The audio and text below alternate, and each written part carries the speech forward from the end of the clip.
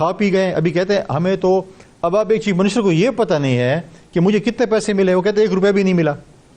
میں آپ کو اس پروگرام کے بعد ایک واٹس ایپ کرتا ہوں اور آپ کو میں پرووائڈ کرتا ہوں کہ یہ 500 ارب روپے ہیں جو ہمارے صوبے کو جو ہے ملے ہیں اور ان کو پتہ ہی نہیں ہے کیونکہ کھا پی گئے اڑا لیے, یا تو دھرتوں میں خرچ کرتے ہیں یا اپنی عیشوں میں خرچ کرتے ہیں یا لوٹ مار میں خرچ کرتے ہیں. اسی طریقے سے ہمارے مرجر آف فاٹا جو ہوا ہے اس کے جو پیسے آتے ہیں یہ بھی کھا پی گئے. آج مجھے فاٹا فارمر فاٹا کے لوگ جو مرد جیسے کے ہیں وہ اس چیز کو رو رہے ہیں کہ ریاست نے ہمارے ساتھ وعدہ کیا تھا ڈیولپمنٹ کا, جب ڈیولپمنٹ کے پیسے ان کے پاس آتے ہیں یہ ادھر ادھر اڑا لیتے ہیں پھر کہتے ہیں ہمیں 1 روپیہ بھی نہیں ملا. صحیح ہے. مطلب چوری بھی جو آپ کرپشن اور چوری کی جو بات کر رہے ہیں اس پر تو میں کون سا آتا ہوں, لیکن یہ جو آپ نے فرمایا کہ کورم کا مسئلہ انہوں نے خراب کیا یا اس کو ٹائم پہ ایڈریس نہیں کیا, آپ نہیں سمجھتے کہ کورم کا جو ایشو ہے یہ ایک بہت کمپلیکیٹڈ ایشو بن چکا ہے؟ یہ محض 2 گروپس کی لڑائی نہیں تھی, یہ اتنا کمپلیکیٹڈ ہو گیا تھا کہ یہ صرف صوبائی حکومت اس کو نہیں کر سکتی تھی. تو آپ کیا خالی صوبائی حکومت کو الزام دے سکتے ہیں کورم کے معاملے کو خراب کرنے کا, اور پھر اب وہاں پر جو صورتحال بہتر ہوئی ہے, بنکر کو مسمار کیا جا رہا ہے یا وہاں قافلے پہنچنا شروع ہوئے ہیں, اس کا کریڈٹ بھی تو آپ کسی حد تک صوبائی حکومت کو دیں گے نا سر؟ دیکھیں پہلی بات تو ہے کہ معاملہ کیوں خراب ہوا ہے, آپ نے ڈھیل دی تو خراب ہوا ہے نا. اگر آپ ڈھیل نہ دے تو یہ کورم کا مسئلہ خراب نہ ہوتا. پھر اس کے بعد جب میں نے اعلان کیا کہ میں جا رہا ہوں تو سی ایم پہلے بھاگتے ہوئے چلے گیا خود کہ میں جا رہا ہوں. میں کہا بالکل اور جائیں, اچھی بات ہے, جب میں اعلان کرتا ہوں کم از کم آپ کو کچھ خیال آتا ہے تو آپ بھاگ جاتے ہیں. پھر اس کے بعد میں نے اے پی سی کی, پھر کہتے ہیں کہ یہ کیوں اے پی سی کر رہے ہیں. بھائی میں آپ کے کہنے پہ چلوں گا, میں آئین اور قانون کے مطابق چلوں گا. آئین عوام کے لیے ہے, میں ادھر اگر بیٹھا ہوں میں اس لیے نہیں بیٹھا ہوں کہ میں یہاں پر سونے کے لیے آیا ہوں, اور میں ان کو بالکل جو چیزیں ہوں گی انشاءاللہ آپ دیکھیں گے ہم کریں گے. اگر یہی سوال ہم سے میڈیا کرتی تھی کہ اگر صوبائی حکومت نہیں کری تو باقی پولیٹیکل پارٹیز کیا کر رہی ہیں, تو اس کو میں نے اکٹھا کیا, میں ان کا مشکور ہوں, ہم نے پی سی کی. لیکن یہ اتنے حد تک کیوں بڑھا؟ پہلی بات تو یہ ہے نا, اچھی بات ہے کہ جا رہا سامان, میں اس پہ نہیں ہوں کہ امن نہ ہو سامان نہ جائے, لیکن بات یہ ہے کہ کیوں اس چیز کو اتنا طول دیا گیا کہ یہاں تک نوبت آئی کہ آپ کی ریٹ وہاں پر نہیں ہے, آپ روڈ نہیں کھلوا سکتے, آپ کا ناویوں میں جو ہے وہ کرتے ہیں. ابھی بھی 1500 سے 2000 وہاں پر جو ہمارے بھائی ہیں وہ پھنسے ہوئے ہیں جنہوں نے بیرون ملک سفر کرنا ہے, جن کی نوکریاں تھیں, جن کی مزدوری ہے, وہ وہاں سے آ نہیں سکتے ہیں. یا کانوئی تو آپ بھیج رہے ہیں, کچھ خوراک بھیج رہے ہیں, کچھ آپ چیزیں بھیج رہے ہیں. میرے انڈر ریڈ کریسنٹ اتھارٹی تھی جس کا ہم نے یہاں پہ آئی ڈی پیز کیمپس لگائے ہوئے تھے, ٹیمپرری آئی ڈی پیز, جہاں پر ہم 2 ٹائم کا کھانا بھی دے رہے تھے, ہم نے گرم کپڑے بھی دیے, ہم نے ٹینٹس بھی دیے. مجھے بتایا نہیں آئی ڈی پیز کے لیے انہوں نے کیا کیا, کچھ بھی نہیں کیا. لہٰذا پرابلم یہ نہیں ہے, ہم کہتے ہیں کریں صوبے کی ترقی کے لیے, صوبے کی امن کے لیے. میرا ذاتی مخالف کیوں نہ ہو, میرا پولیٹیکل مخالف کیوں نہ ہو, میں صوبے کے امن و امان کے لیے, صوبے کی ترقی کے لیے کسی ساتھ بھی سیاست نہیں کروں گا. لیکن کم از کم ان کو بتاؤں گا کہ آپ کی ذمہ داری ہے کہ آپ کو اگر غلطی سے کوئی مینڈیٹ مل بھی گیا ہے تو آپ نے کام کرنا ہے. صحیح ہے. لیکن گورنر صاحب آپ نے جو ابھی شروع میں کہا کہ انہوں نے باقی سیاسی جماعتوں کو ساتھ نہیں ملایا, لیکن ہم دیکھتے ہیں کہ اس سے پہلے جو حکومتیں رہی ہیں پی ٹی آئی سے پہلے, وہ سپلٹ مینڈیٹ کے ساتھ بنائی یا اتحادی حکومتیں بنتی رہی ہیں. اب یہاں پر تو 2/3 میجورٹی کے ساتھ ایک حکومت بنی ہے, اگر آپ ان کو مخصوص نشستیں دے دیں تو پھر ان پی ٹی آئی کو نکال کے باقی پارلیمان میں نمائندگی نہ ہونے کے برابر بچ جاتی ہے. تو ایسی صورت میں عوام نے مینڈیٹ تو ایک ہی جماعت کو دیا ہے نا, ان کے لیے ان پر قدغن تو نہیں ہے کہ یہ کسی اور کے ساتھ بیٹھے, نہ اخلاقی طور پر کوئی جواز ہے؟ نہیں, اخلاقی بات اگر کہیں گے تو بالکل بیٹھیں گے. آپ دیکھیں, اب آپ کہہ رہے ہیں کہ 3 صوبوں میں تو الیکشن حرام تھا, صرف کے پی میں حلال ہے. کے پی میں بہت بڑا کویسچن مارک ہے.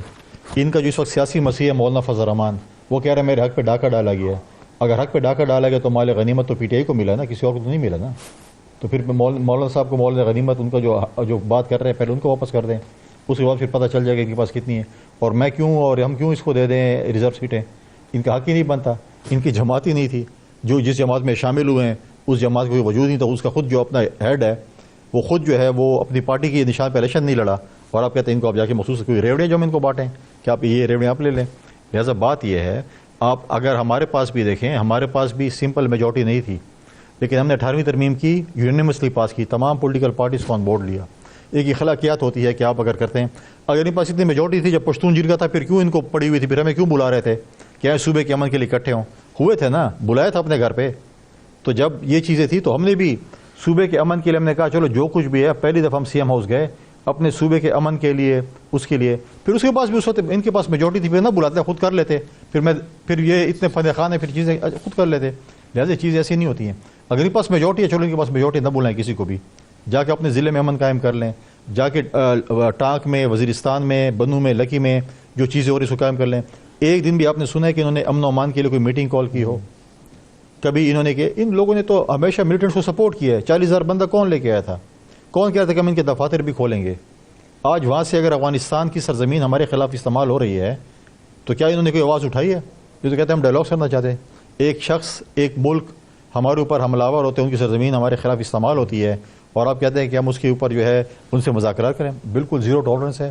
جو پاکستان کے آئین کو، جو پاکستان کے قانون کو نہیں مانتا اس کے ساتھ کوئی بات چیت نہیں ہو سکتی. صحیح. اور پھر میرا جو نمائندہ ہے جی. جو ایپیکس کمیٹی میں میری صوبے کی نمائندگی کرتا ہے، آپ مجھے خود بتائیں جو 9 مئی میں ملوث ہو، جس کے اوپر خود جو ہے دہشت گردی، انتہا پسندی اور اپنے وزیر کے قتل کا کیس ہو، وہ جا کر میرے امن کی بات کرے گا وہاں پر. ایسے میں تو پھر انہیں چیف منسٹر ہونا ہی نہیں چاہیے نا سر. وہ تو پھر قانونی طور پر بھی ان کو چیف منسٹر نہیں ہونا چاہیے، لیکن اگر قانون قدغن نہیں لگا رہا اور وہ پھر وہ کہتے ہیں کہ جی مجھ پر ابھی کوئی چیز ثابت ہی نہیں ہوئی ہے، مقدمات ہیں، میں سزا یافتہ نہیں ہوں.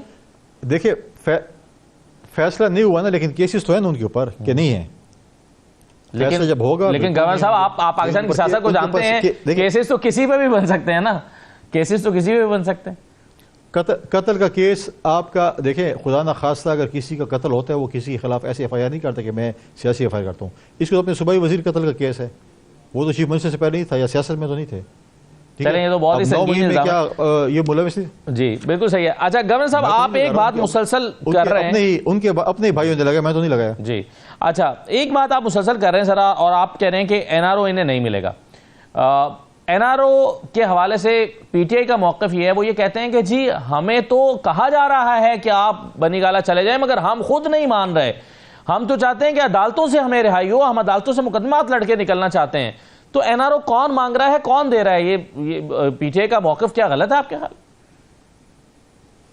بلی کو خواب میں شیشڑی نظر آتے ہیں. دیکھیں یہ پہلی بات ہے کہ پی ٹی آئی ہے کون سی والی. 5 فرنچائز ہیں جو جنہوں نے ایک دوسرے کے خلاف چھرے اٹھائے ہوئے ہیں. پہلے بتائیں کہ ایتھنٹک پی ٹی آئی ہے کون. ہر بندہ اس وقت جو ہے وہ پاؤں پڑ رہا ہے کہ این آر او میں مل جائے. انہوں کو پتہ ہے کہ ہماری کرتوت کیا ہیں. این آر او کے لیے دیکھیں بڑے بول نہیں بولنے چاہیے. یہ جب بولتے تھے نا بڑے بول، اور جو جس تکبر کے ساتھ بولتے تھے، اللہ تعالیٰ کو تکبر پسند نہیں ہے. این آر او کرتے تھے، جس قسم کے مسخرے بناتے تھے محمود خان چکزئی کے، جس قسم کے فضول گفتگو مولانا فضل الرحمان کے خلاف کرتے تھے، آج انہی کے پاؤں پڑے ہوئے ہیں اور وہ کہتے ہیں کہ آپ ہمارے سیاسی مسیح ہیں، آپ ہمیں اس گرداب سے بچائیں. ایک طرف مولانا فضل الرحمان کے ساتھ ایک گروپ بیٹھ کے بات چیت کرتا ہے، دوسرے گروپ کو لگا ہوئے کہ آپ اس کو گالیاں نکالو. ٹھیک ہے، یہی ان کا طریقہ کار ہے. ان کے اوپر جو ہے یہ جو مذاکرات ہے، ہم تو ہمیشہ پیپلز پارٹی ڈائلاگس میں بلیو رکھتی ہے، لیکن مجھے ان پہ کوئی اعتبار نہیں ہے کہ ان کے ڈائلاگز، ہم نے بھی پہلے جب 16 مہینے حکومت تھی ان کو ڈائلاگ کی ٹیبل بٹھایا تھا اور انہوں نے 9 مئی کر لیا تھا. تو ان کے اوپر کوئی ٹرسٹ نہیں ہے، میری طرف سے کوئی ٹرسٹ نہیں ہے. میں دعا گو ہوں کہ اسپیکر صاحب کچھ اس کے اوپر کر لیں گے، لیکن مجھے کوئی اعتماد نہیں ہے کہ کچھ جو ہے ان سے کوئی اچھائی کی توقع ہے. وہ آپ نے کہا صوبے میں کرپشن کا بازار گرم ہے. کون کرپشن کر رہا ہے، کہاں کر رہا ہے؟ محکموں میں ہو رہی ہے، لوگ کر رہے ہیں، حکومت کر رہی ہے، منسٹرز کر رہے ہیں. سر کہاں کرپشن ہو رہی ہے؟ وزیر اعلیٰ کی سربراہی میں پوری گینگ بنی ہوئی ہے، اور ادھر ساتھ میں ڈیفیکٹو چیف منسٹر بھی آ چکی ہیں، وہ انہوں نے اپنا گینگ بنایا ہوا ہے. دونوں کا آپس میں مقابلے شروع ہے. ٹرانسفر پوسٹنگ پیسے ہیں، کلاس 4 کی نوکریاں بیچی جا رہی ہیں. سیکٹریوں کے دفاتر کے باہر ناکے لگائے گئے ہیں پی ٹی آئی کی طرف سے، کون سی فائل جاتی ہے، اس میں کون سے میں کتنی کمیشن ہے، وہ اندر جا نہیں سکتی جب تک کمیشن پے نہ ہو. ٹی ایم ایس سے لوٹ مار کیا جا رہا ہے. ان بلدیاتی اداروں کے نمائندوں پہ لاٹھی چارج آنسو گیس کے شیل برسائے گئے، جن کے ساتھ کمٹمنٹ تھی کہ آپ کے بلدیاتی اداروں کو مضبوط کریں گے، ہم آپ کو جو ہے وہ بجٹ سے پیسے دیں گے. اب ایسی قسم کی قانون سازی کر رہے ہیں. میرے پاس پچھلے دنوں بل آیا جس میں یہ اپنے مشیروں کو اور اسپیشل اسسٹنٹ کو وزیر کے برابر کھڑا کرنا چاہیے، اتنی پاور دینا چاہتے تھے. الیکٹڈ بندے کے مقابلے میں نان الیکٹڈ بندوں کو وہ پاور دینا چاہیے. میں نے اس کو اعتراضات لا کے واپس بھیجا. آج انہی کی اسمبلی میں وہی بل ان کو پتہ چلا کہ ہم نے غلط کیا اور سلیکٹ کمیٹی کو بھیج دیا ہے. تو یہ تو ان کی صورتحال ہے. 1 سال ہو گیا وائس چانسلرز نہیں لگا سکے یونیورسٹیوں میں. 26 یونیورسٹیاں بغیر وائس چانسلر کے ہیں. یہ تو ان کی نااہلی اور ناکامی کا آپ کے سامنے ثبوت ہے. اگر یہ اتنے تکڑے ہوتے، ہمارے تعلیمی ادارے تباہ کر دیے ہیں. 34 یونیورسٹیاں جس میں 26 میں وائس چانسلرز نہیں ہیں. سال ان کو ہونے کو ہے حکومت کو، یہ وہ بھی نہیں لگا سکے، اور 2-3 مہینے بعد تو کسی بھی یونیورسٹی میں وائس چانسلرز نہیں ہوگا. یہ تو صورتحال ہے تعلیمی. تو آپ کہتے ہیں کیا ہو رہا ہے؟ سارے دن اسی چیز میں لگے ہوئے ہیں کہ ہم کس طریقے سے پیسے کمائیں اور لوٹ مار کریں اور بس یہ